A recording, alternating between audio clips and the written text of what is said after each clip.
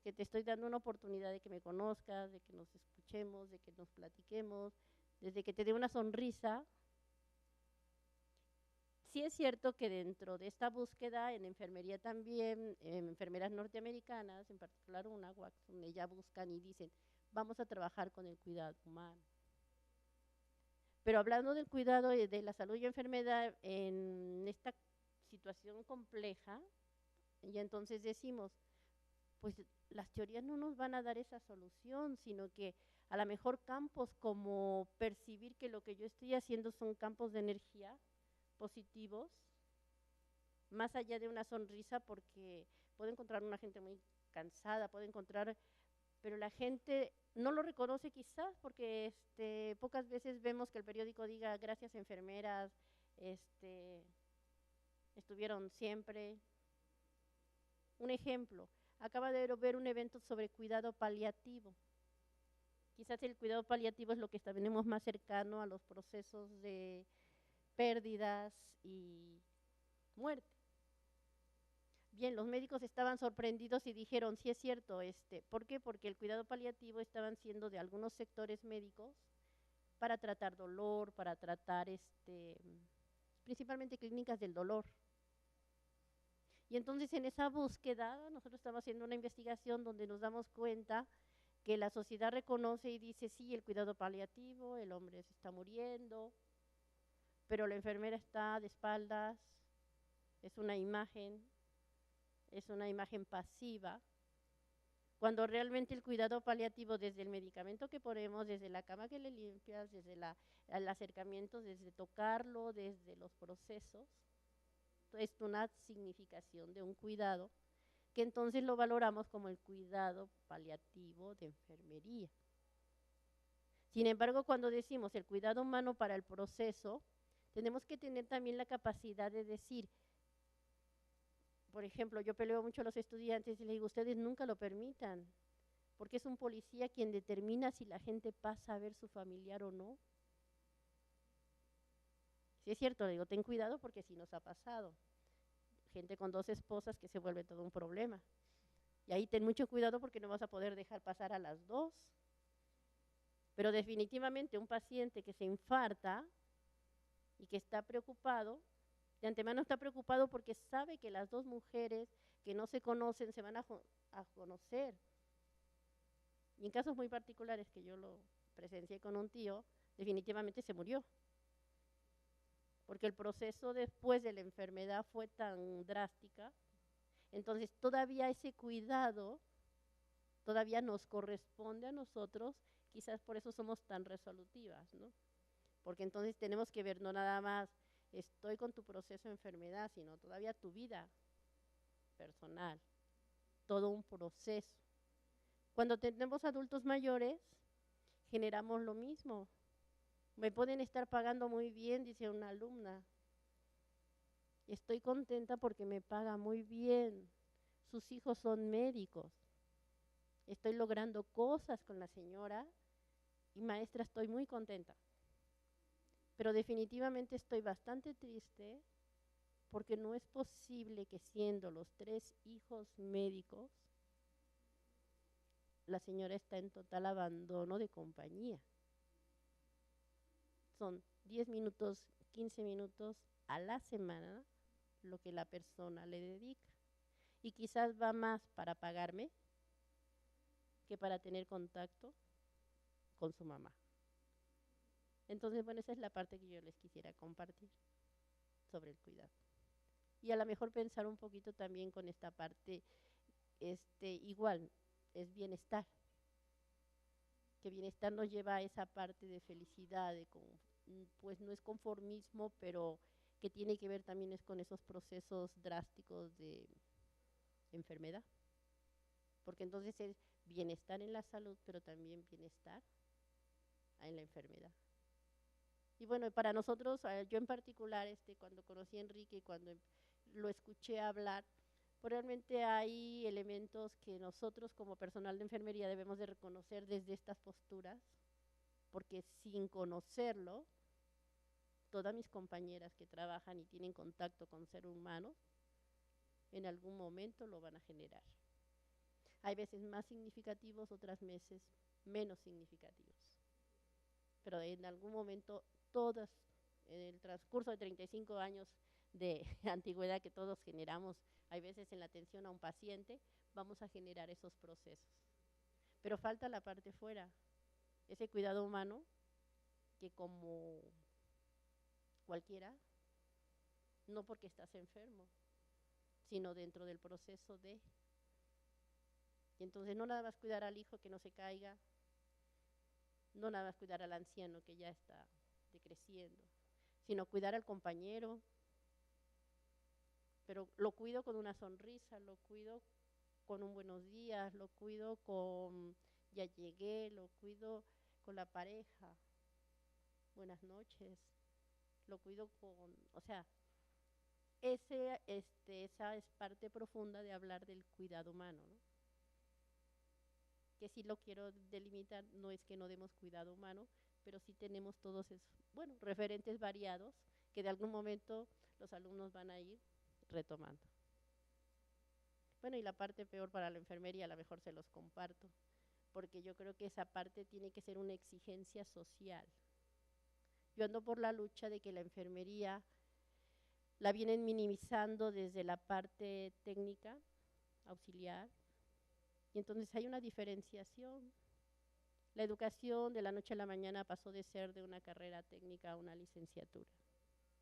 Entonces, sí necesitamos gente, quizás que la dejen como técnica o quizás que la dejen, pero que no tengamos esa diferencia porque no tenemos ciudadanos de primera, ni de segunda, ni de tercera. Nuestros familiares mismos nos conformamos con alguien que lo cuide, pero ¿por qué no decir que lo cuide una enfermera? Sin hacer la diferencia de que entonces estudia 3 años, estudia 4 años. La educación lo hizo, ¿no? La normal dijeron de la noche a la mañana se acaba la carrera técnica, se volvió licenciatura y en teoría estamos en un pro de una mejor educación. Pero en el cuidado nosotros los seres humanos, todos los que participamos, no estamos generando niveles de exigencia y deberíamos de exigir a esos procesos conflictivos, administrativos y demás, de decir, pues alguien que sepa y que me cuide. Si otros países hacen una diferencia y a la gente que la están preparando con mejores condiciones de procesos de aprendizaje para llegar a esos procesos de interacciones humanas, pues le están llamando, no sé, le ponen un adjetivo y entonces dicen, usted puede consultar a una enfermera no calificada y a otra calificada.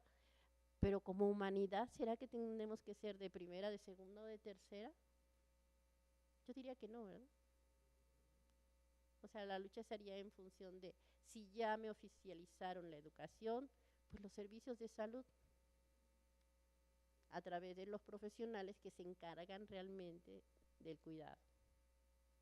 Y yo creo que entonces habrá menos diferencia al ofrecer el cuidado.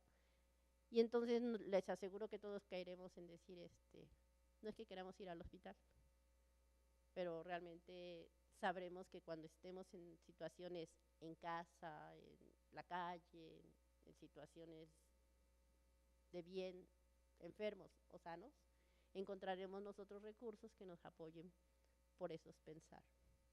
Eso era lo que quería compartir, Enrique.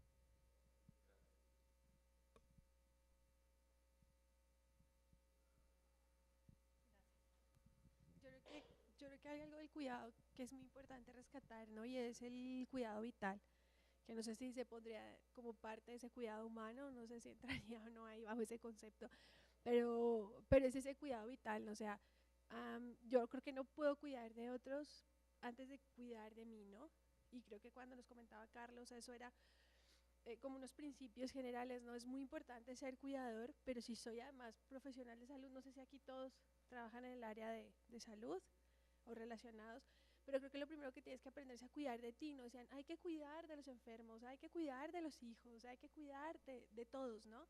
Pero yo cuido de mí y cómo me cuido, ¿no? O sea, realmente, ¿qué hago conmigo mismo? No sé, yo creo que eso es como el primer paso de cuidado. Y en cuanto a enfermería, medicina, administrativos, yo creo que todas las personas que están vinculadas a cualquier área de salud ya sea convencional o no convencional, porque digo no convencional o convencional porque no me gusta el título alternativa o no, lo digo de esta manera por eso, creo que es importante que pensemos que todas esas personas ejercen un biopoder, ¿no? Y yo creo que la enfermería, al igual que la medicina, también lo ejerce. Lo que pasa es que creo que son lugares, posturas y actividades distintas, porque de hecho las enfermeras tienen la suerte de ver, bueno, depende de quién lo enfoque, de estar mucho tiempo con un participante, ¿no? Cosa que a lo mejor otras ramas la misma estructura del sistema no tienen ese tiempo y ese espacio de cercanía, no solo hablando de temporalidad, con esas personas que están ahí pasando por ese proceso de salud de enfermedad. Entonces yo creo que biopoder sí que se ejerce y creo que se ejerce desde todas las personas, desde la persona que está cuidando a la puerta hasta el director de un hospital hablando de una entidad hospital, y creo que eso sí que es importante, ¿no? Que hay muchas jerarquías que debieran ser o no, creo que eso ya es como harina de otro costal, ¿no? Pero creo que eso es importante, ¿no? Entonces retomar esos conceptos, ¿no? De autocuidado. De hecho, cuidadores en otros países que cuidan de otros están obligados a asistir a ciertas terapéuticas porque son cuidadores de personas y para ellos es un gran desgaste, ¿no? Entonces, por las vías legales, de hecho, están obligados a hacerlo, ¿no?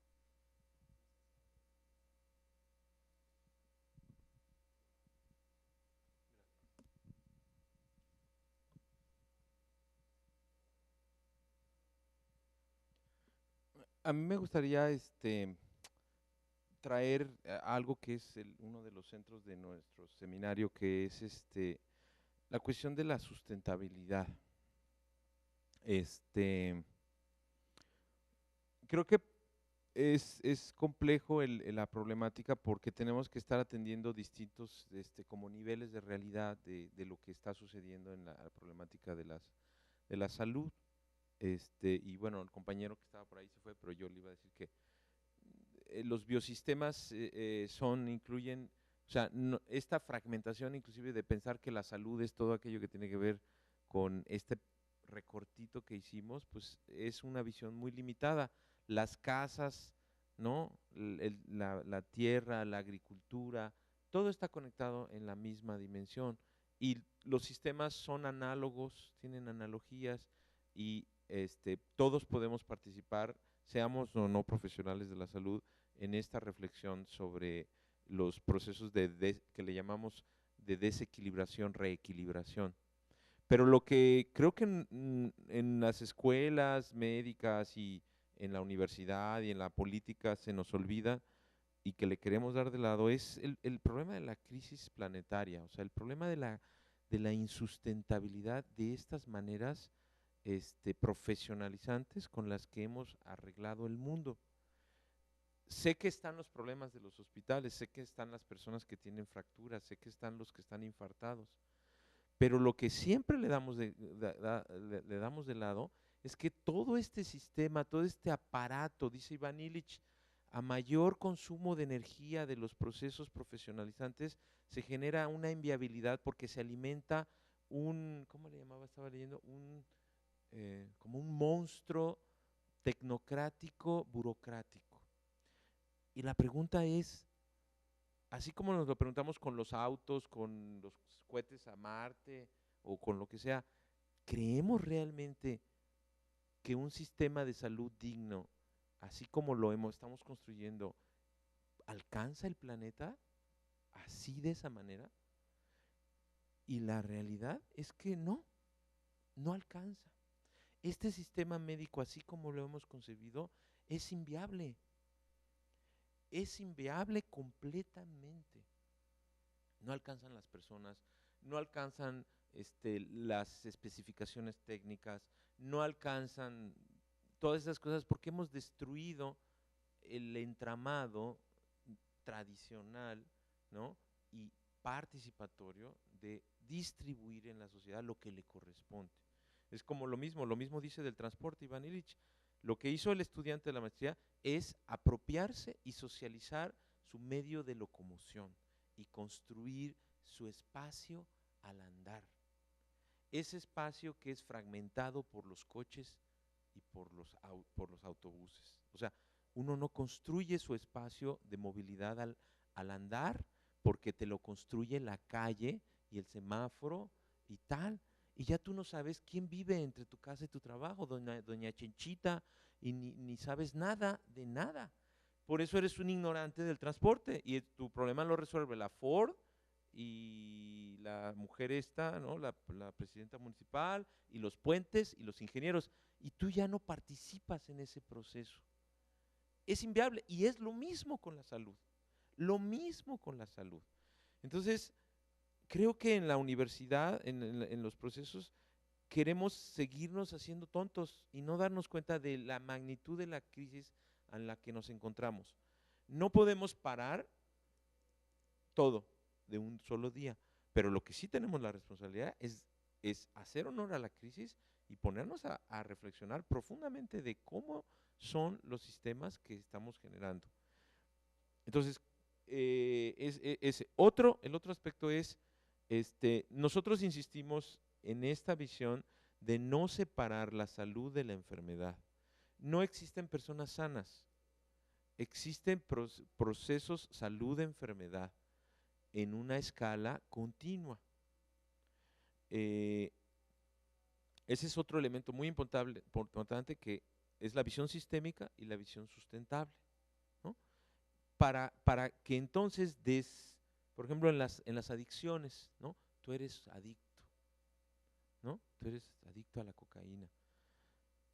Y tenemos por ahí un taller que echamos a andar alguna vez, ¿no? Taller de autosanación de adicciones. Pues yo soy adicto a la computadora y otro será adicto al dinero. Entonces, ¿qué derecho tiene una sociedad que es toda ella adicta a decirle a alguien tú eres adicto? Y peor a decirle tienes el gen de la adicción. Eso es un poder, es un uso del poder brutal. Además de que no existe la determinación genética de los procesos complejos.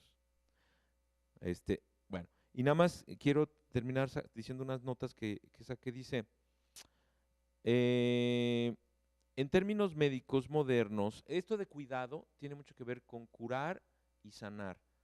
Y esta cuestión de cómo se ha ido manejando a lo largo de la historia, sobre todo en los últimos 200 años, la distinción entre curar y sanar. Entonces, ponía yo aquí, en términos médicos modernos se suele pensar en curar desde la perspectiva de recuperar totalmente la salud al estado anterior de la enfermedad. Eso es, digamos, como muchos textos lo plantean, por eso se dice la enfermera no cura, ¿verdad? Porque no tiene el poder, ¿no?, de restaurar eso. Digamos, la cura como la recuperación total de la salud respecto a esa enfermedad.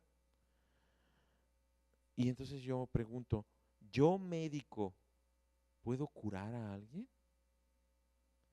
¿Un chamán puede curar a alguien? ¿Existe ese estado de salud anterior? ¿Puedo echar para atrás y ese estado, o sea, yo ahorita, a mí me duele aquí, y fui a una fiesta bien chida el sábado y todavía traigo aquí las carnitas, y no sé si eso está conectado con una diarrea mañana, ya está ahí, entonces estoy sano. Entonces, si mañana me enfermo, ¿a dónde quiero llegar? Pregunto, ¿es el organismo el que se transforma o lo hace por él la intervención? ¿Ese nuevo estado donde los síntomas no existen es un estado de salud? Si curo una herida, ¿yo estoy regenerando el tejido o son las células las que están regenerando el tejido? ¿Dónde está esa información? ¿Dónde está esa sabiduría del cuerpo? ¿Por qué entonces tan soberbiamente yo me digo que yo curo? O el chamán me dice que porque ya me tocó, ya me curó. Es el mismo uso del poder, el que hace el médico, el cirujano, que el chamán, cuando lo usa así. Hay una diferencia entre curar una herida o curar una dolencia y curar a una persona.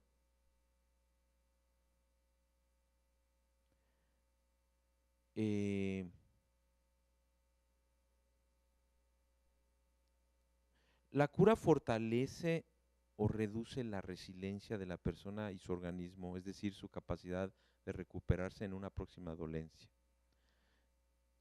Esa es una pregunta muy profunda. O sea, ¿dónde se construye la capacidad de la persona de aumentar su potencialidad de ser resiliente en el próximo evento? En la medida en la que mi intervención es mayor, estoy reduciendo su capacidad de ser resiliente en el próximo evento. Y eso tiene que ver con la sustentabilidad.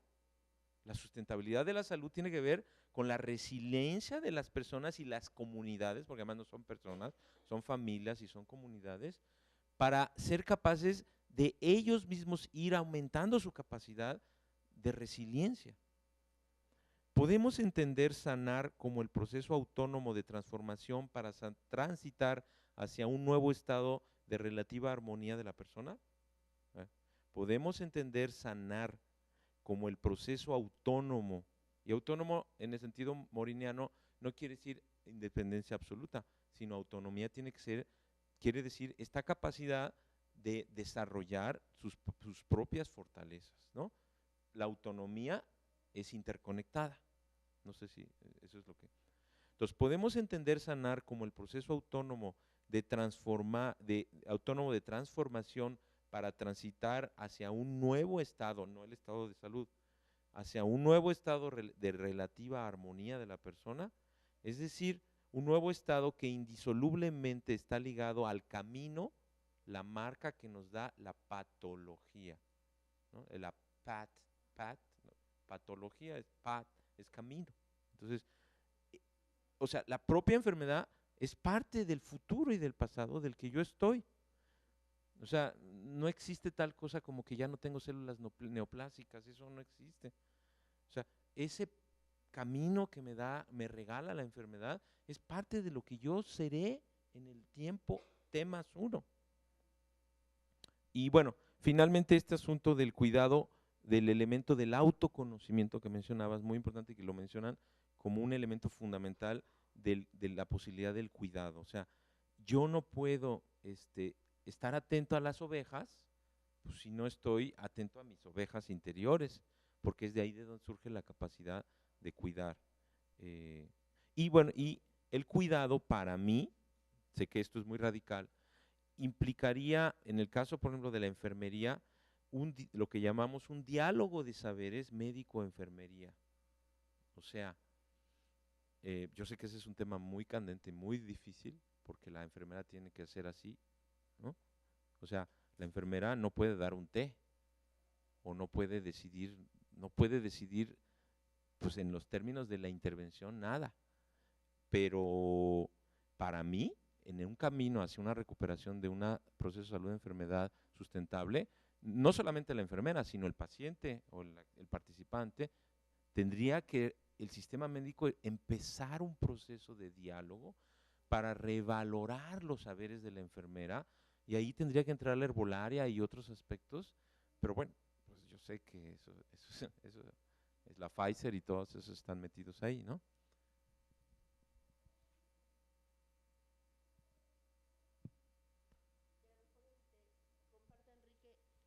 Que se hace porque desde las propuestas interesantes del autocuidado, que sí hay toda una referencia teórica para formar enfermeras que generen ese proceso en las personas, desarrollar lo que se le llama su agencia de autocuidado la persona y llegar un momento a que él sea independiente, entran todas esas posibilidades porque vamos a encontrar, decíamos, diferentes tipos. Pero a medida que transitemos de esos hospitales y que la enfermería ejerza más funciones con la salud, o entendida como la salud en los procesos gubernamentales, tenemos muchas cosas que hacer. Sí es una crítica a la parte gubernamental porque pues simplemente lo vemos nosotros, campañas carísimas que dicen no fumar. Y la pregunta que yo hago, las encuestas, les digo a mis alumnos, 1 millón de pesos, levanten la mano, ¿cuántos fuman? Fuman 2. ¿Les han ofrecido elementos para generar y resignificar sus procesos de fumar? Pues no, simplemente tenemos un letrero donde dice aquí no se fuma. Y entonces ya se volvió discriminatorio. Digo, y sin embargo, los letreros justifican 1 millón de pesos que andan bailando por ahí, ¿no?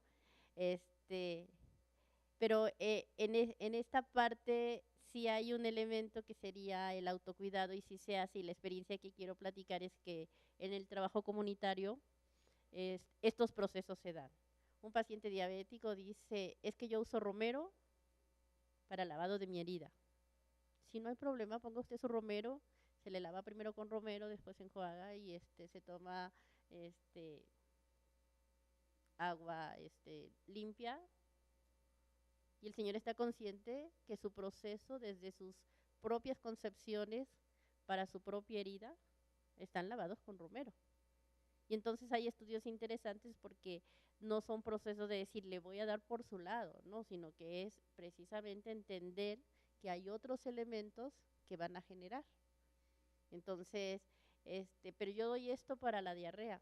Ah, bueno, toma en cuenta que la diarrea, bueno, pero le vas a dar aparte su suero vida oral y lo demás, todo esto lo que le hiciste es válido, ¿no? Entonces, en la parte comunitaria, la enfermería practica con todo eso, convive con todo eso. Quizás hemos sido poco cuidadosas al resignificar y escribir esos procesos y vivencias, y después ante estos espacios se va a dar, ¿no? ¿Sí? Una resignificación del cuidado a través de la reconsideración de todos los diferentes elementos, ¿no? Gracias. Creo que ya nos vamos acercando hacia el final, nos falta media hora, ¿verdad? Un poquito menos de media hora.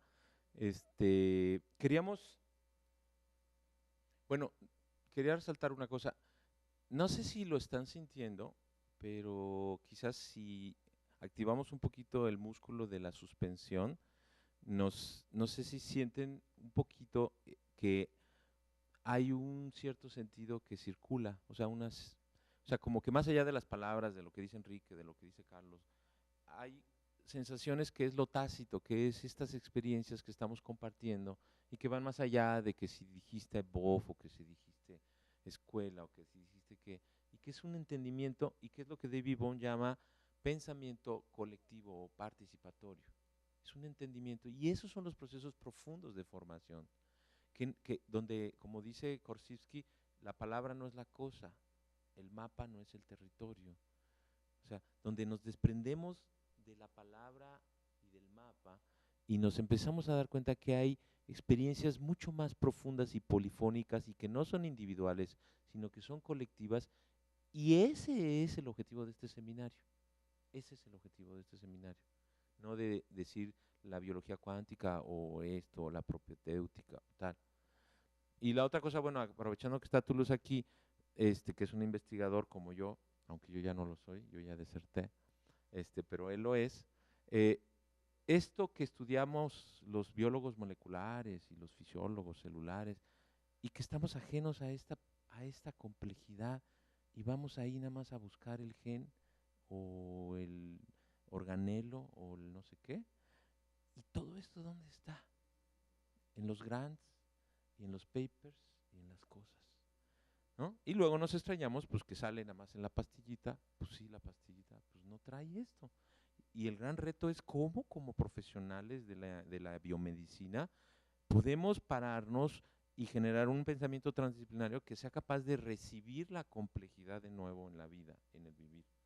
Y bueno, pues qué bueno que nos acompañas y poco a poco que más investigadores podamos abrirnos a este diálogo con las enfermeras, con los participantes, con los médicos, con las distintas personas, con los homeópatas y los alópatas y los acupuntores y los médicos tradicionales chinos y todos, que es lo que necesitamos, ¿no?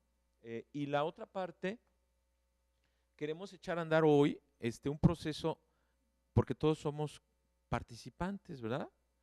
Entonces, pues de lengua me echo un taco, pero mejor vamos a ponernos nosotros, poner el pellejo, como decimos nosotros, o sea, caminar nosotros también un camino que queremos compartir con ustedes, que nosotros lo estamos armando el proceso para poner este tipo de prácticas dentro de estos procesos dialógicos de participación y de apropiación de las personas de su proceso salud-enfermedad.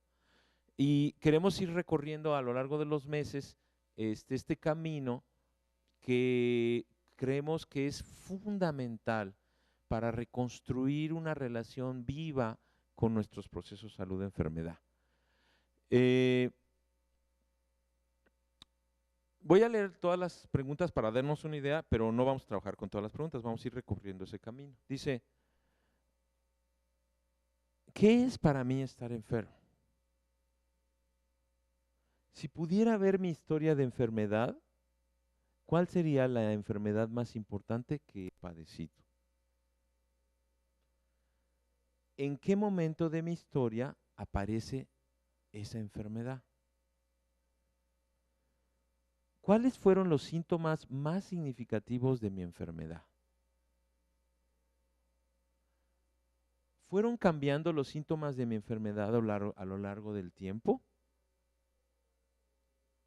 A la luz de mis reflexiones, ¿podría darme cuenta que mi enfermedad se sitúa en un lugar en el espacio y tiempo en el que no me había percatado? O sea, ya hasta a estas alturas mi propio preguntarme ha complejizado, ha historicizado, ha generado nuevas memorias, nuevas maneras de vivir mi proceso salud-enfermedad. ¿Puedo asociar la historia de mi enfermedad con un momento de mi vida en particular? ¿Podría dibujar mi enfermedad? ¿Qué colores tiene mi enfermedad? ¿Mi enfermedad es algo aislado o se relaciona con otras patologías que he experimentado? ¿Podría asociar mi enfermedad con algunos hábitos personales? ¿En qué he contribuido? ¿En qué ha contribuido? Y esa es una pregunta muy profunda, después de haber recorrido esto. ¿En qué ha contribuido mi enfermedad a mi vida? Entonces, bueno, este es un camino que nosotros vamos a plantear con las personas, personas que tienen enfermedades crónicas, muchas de ellas terminales, con las que queremos invitarlos, entre otras cosas, junto con acupuntura y otras intervenciones, para generar estos círculos de sanación para el aprendizaje. Y este es uno de los elementos fundamentales, aparte de la meditación, ¿no?, del trabajo de la conciencia, de los biocampos de la conciencia y de la horticultura terapéutica y algunos otros elementos para generar procesos, hábitos de consumo, consumo consciente, electromagnetoterapia, que queremos conjuntar para generar un proceso de círculos de sanación para el aprendizaje. Entonces, quisiéramos trabajar con las primeras dos preguntas el día de hoy. Entonces, les queríamos pedir que las anotaran, si es posible que dedicáramos un espacio particular a esto, en una libretita o en un lugar, para que a lo largo de los meses pudiéramos ir avanzando en esto. Entonces, ¿qué es para mí estar enfermo? Esa sería la primera pregunta.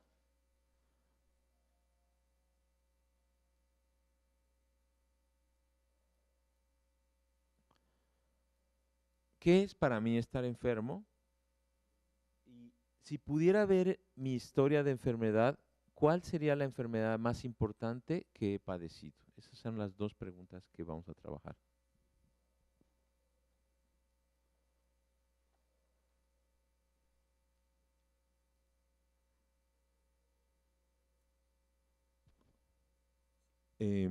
Aquí es donde nos puede servir estar atentos a nuestra respiración en este proceso de preguntarnos profundamente.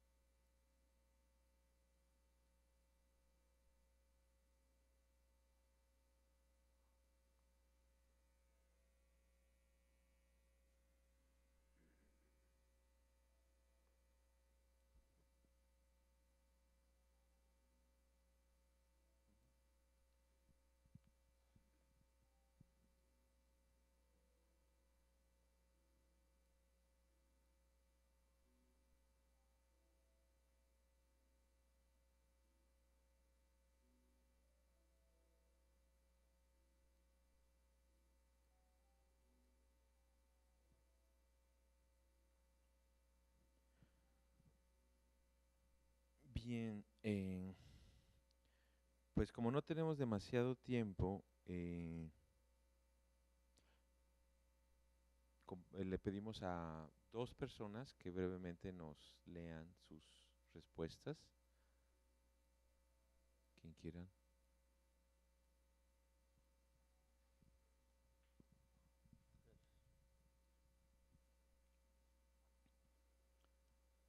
Para mí estar en el proceso salud-enfermedad, más inclinado hacia la enfermedad, es una bendición. Bendición, un bien decir, algo que está bien dicho, algo que está dentro del proceso. Y significa también para mí que uno de mis órganos, o varios de mis órganos, en particular, si me refiero a uno, ese órgano activó su programa de resolución ante un conflicto X que no tenía yo conciencia en ese entonces. Particularmente la debilidad en el intestino delgado por cuestiones biológicas que definitivamente no entendía, pero que definitivamente particularmente me ha servido de mucho y ha sido muy útil para mí y para mi vida, porque gracias a esa debilidad de intestino delgado pasó a otros órganos, a otras áreas del cuerpo, hasta desarrollar una artritis reumatoide a los 21 años. Y definitivamente gracias a eso busqué y encontré alternativas que me llevaran a equilibrar más la balanza de ese proceso salud-enfermedad y regresarme o inclinarme más hacia la armonía funcional. Nada más. Muchas gracias. ¿Alguien más?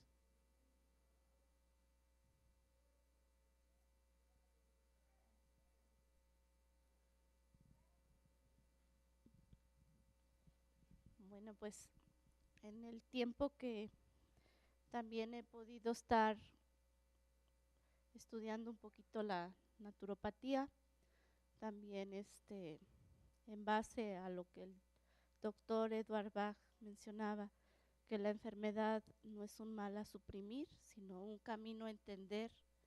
Yo también lo pude percibir porque pues como dice la pregunta, que es para mí estar enfermo, perder ese equilibrio tanto en lo físico como en lo emocional y en lo psicológico. La segunda pregunta, si pudiera ver la historia de enfermedad, ¿cuál sería la enfermedad más importante que he padecido? Fue para mí el rencor. Generaba mucha frustración porque yo no sabía decir no y después pues caía en depresiones profundas.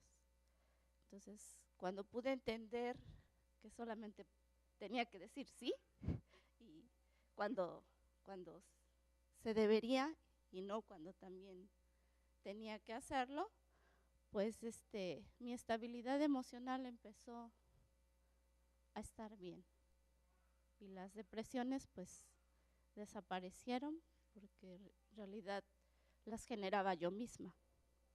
Entonces, eso es lo que les puedo compartir. Muchas gracias.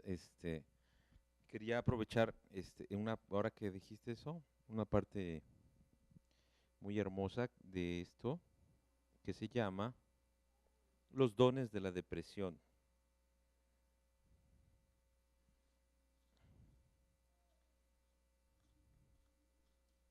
Dice, el alma se presenta en diversos colores, incluyendo todos los matices del gris, el azul y el negro. Para cuidar del alma debemos observar toda la variedad de su colorido y resistirnos a la tentación de aprobar solamente el blanco, el rojo y el anaranjado. Los colores brillantes. La brillante idea de colorear las viejas películas en blanco y negro concuerda con el rechazo generalizado en nuestra cultura de lo oscuro y lo gris. En una sociedad que se defiende contra el sentimiento trágico de la vida, se presenta la depresión como un enemigo, como una enfermedad irredimible, y sin embargo, en una sociedad como esta, consagrada a la luz, la depresión adquiere en compensación una fuerza excepcional. El cuidado del alma nos exige que apreciemos de esta manera que ella tiene de presentarse. Es probable que enfrentados con la depresión nos preguntemos, ¿qué hace aquí? ¿Acaso desempeña algún papel necesario? Especialmente cuando nos enfrentamos con la depresión, un estado anímico afín con nuestros sentimientos de mortalidad, debemos guardarnos de la negación de la muerte en la que tan fácil es deslizarse. Más aún, es probable que hayamos de desarrollar un gusto por este estado anímico, un respeto positivo por el lugar que le cabe en los ciclos del alma. Hay pensamientos y sentimientos que parecen emerger solamente en un estado de anímico sombrío. Si los suprimimos, suprimiremos también esas ideas y reflexiones. La depresión puede ser un canal tan importante para los sentimientos negativos, valiosos, como puede serlo las expresiones de afecto para las emociones del amor. Los sentimientos amorosos dan origen naturalmente a gestos de afecto. De la misma manera, el vacío y la grisura de la depresión movilizan una forma de conciencia y una expresión de los pensamientos que de otra manera permanecen ocultos bajo la pantalla de estados anímicos alegres. A veces una persona llega a una sesión de terapia con ánimo sombrío y dice, hoy no debería de haber venido, la siguiente semana me sentiré mejor y entonces podremos seguir. Pero yo me alegro de que haya venido porque juntos oiremos sus pensamientos y percibiremos su alma de una manera que no es posible en los estados de ánimo alegres. La melancolía proporciona al alma una oportunidad de expresar un aspecto de su naturaleza que es tan válido como el otro, pero que ocultamos a causa del disgusto que nos causa su oscuridad y su amargura. En la actualidad parece que preferimos hablar de depresión más que de tristeza o de melancolía. Tal vez la forma latina suena más clínica y seria, pero hubo una época, hace 500 o 600 años, en que se identificaba la melancolía con el dios romano Saturno. Estar deprimido era estar en Saturno. Y a quienes estaban crónicamente predispuestos a la melancolía se los llamaba hijos de Saturno. Como se identificaba la depresión con este dios y con el planeta que lleva su nombre, se le asociaba también con las otras características de Saturno. Por ejemplo, a este se le conoce como el anciano, que preside la edad de oro. Cada vez que hablamos de los años dorados o de los buenos tiempos de antaño, estamos invocando a Saturno, que es el dios del pasado. La persona deprimida cree a veces que los buenos tiempos pertenecen al pasado, que ya no queda nada en el presente o en el futuro. Estos pensamientos melancólicos están profundamente arraigados en la preferencia de Saturno por los días pasados, por el recuerdo y por la sensación de la fugacidad del tiempo. Tristes como son, estos pensamientos y sentimientos favorecen el deseo del alma de estar a la vez en el tiempo y en la eternidad. Y así, de una manera extraña, pueden ser placenteros. Es muy hermoso esta. Bueno, entonces terminamos con nuestro círculo de la palabra final, diciendo brevemente, sobre todo quienes no hablan tanto como los que somos habladores, pues tienen su oportunidad para decir, y los que hablamos mucho nos callamos y decimos nada más 2 o 3 palabritas de cómo nos vamos, cómo me estoy yendo. Pues me estoy yendo, bueno, muy sorprendido de toda esta nueva área que se está tocando, porque en realidad el cuidado puede ser hasta un problema civilizatorio en la humanidad, la cual ha tenido un descuido con su propio planeta y a la vez con nosotros mismos. Y también así con muchas ideas de cómo, por ejemplo, el médico o los médicos, los doctores pueden volverse enfermeros también, ¿no? Y regresar a esa parte, a los orígenes, y de cómo nosotros podemos regresar a nuestros propios orígenes para entonces entender nuestras propias enfermedades, etcétera. Gracias. Bueno, lo único que puedo decir es que me voy muy contenta con haber estado aquí, con lo que aprendí, con haber convivido con cada uno de ustedes, con lo que me aportaron. Me voy muy tranquila y me voy en paz. Gracias. Bueno, me voy muy contenta, no preocupada, no necesito mis lentes. Gracias.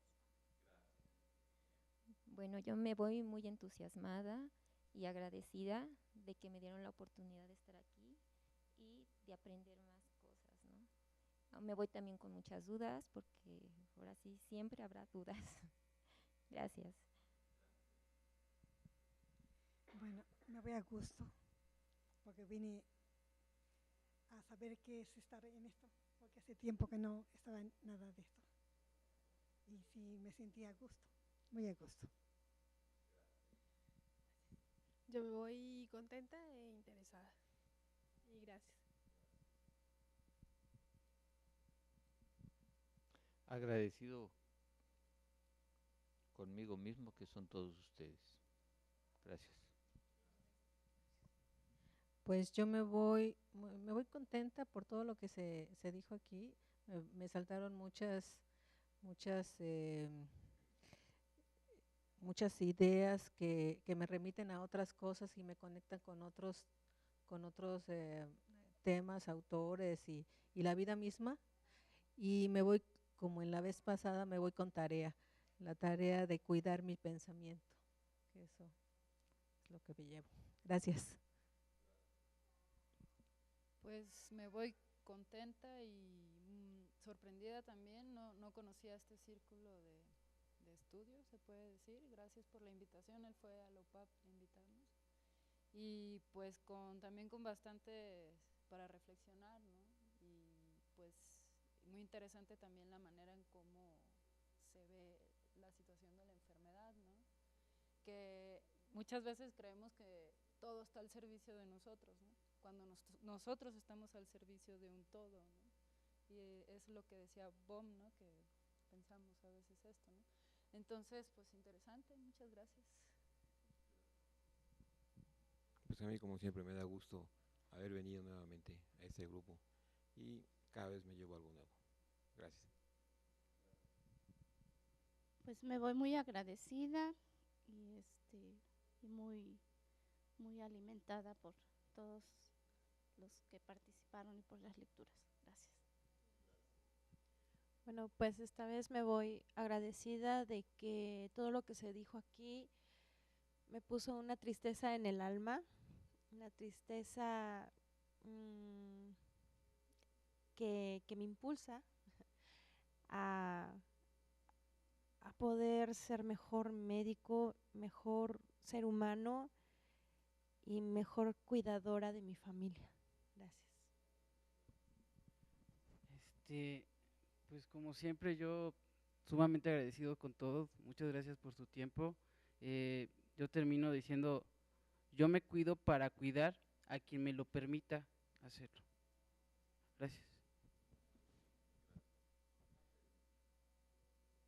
Espérame, tenía que terminar primero el círculo, un momento, perdón, conmigo, porque si no yo no doy mi palabra. Pues me voy igual melancólicamente, profundamente en mi ser y agradecido con todos ustedes, y ojalá que nos veamos el 1 de abril, después de la Semana Santa, creo. Y pues ojalá que puedan practicar, les vamos a mandar por ahí materiales para que puedan practicar y pues que inviten a más gentes, pero sobre todo invítense ustedes mismos para que el próximo mes no digamos, ay, pues ahora hay otros nuevos. Gracias. ¿Querías preguntar algo muy breve porque ya terminamos? Ajá.